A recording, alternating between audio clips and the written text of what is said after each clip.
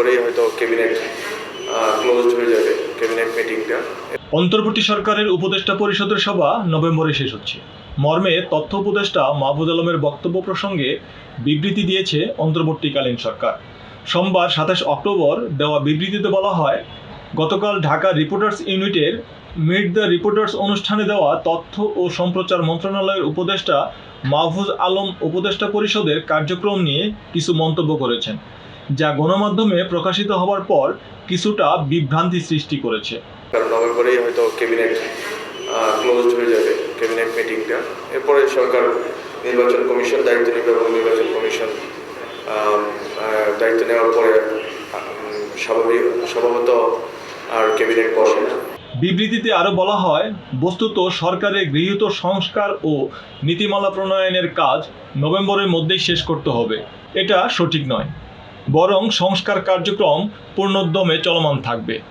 এছাড়া উপদেষ্টা পরিষদ নির্বাচিত সরকারের কাছে দায়িত্ব হস্তান্তর না করা পর্যন্ত নিয়মিত দায়িত্ব পালন করে যাবে এবং উপদেষ্টা পরিষদের বৈঠকও নিয়মিত অনুষ্ঠিত হবে বলে বিবৃতিতে জানানো হয়। এর আগে গতকাল রোববার 26 অক্টোবর ঢাকা রিপোর্টার্স ইউনিটের DRU মিট দ্য রিপোর্টার্স অনুষ্ঠানে তথ্য উপদেষ্টা বলেন, নভেম্বরে ক্যাবিনেট মিটিং ক্লোজড হয়ে যাবে, তাই যেসব কাজ করা সম্ভব সেগুলো আগামী মাসের মধ্যেই শেষ করার চেষ্টা করছি। আইন প্রণয়নের বিষয়গুলো এই সময়ের মধ্যে সমাধান করা হবে। কারণ নভেম্বরেই হয়তো ক্যাবিনেট ক্লোজড হয়ে যাবে, ক্যাবিনেট মিটিংটা। এরপরে সরকার নির্বাচন কমিশন দায়িত্ব নেবে এবং নির্বাচন কমিশন দায়িত্ব নেওয়ার পরে স্বভাবত আর ক্যাবিনেট বসে না।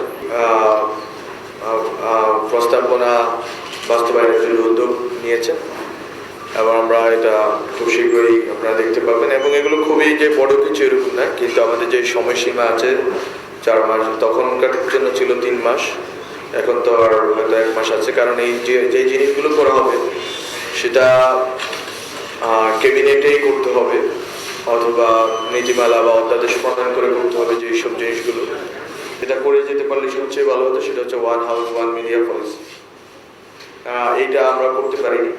আর একটা আইন আমরা পর্যালোচনা করছি, গণমাধ্যম কর্মী আইন, যেটা বিগত সরকার করে গেছে।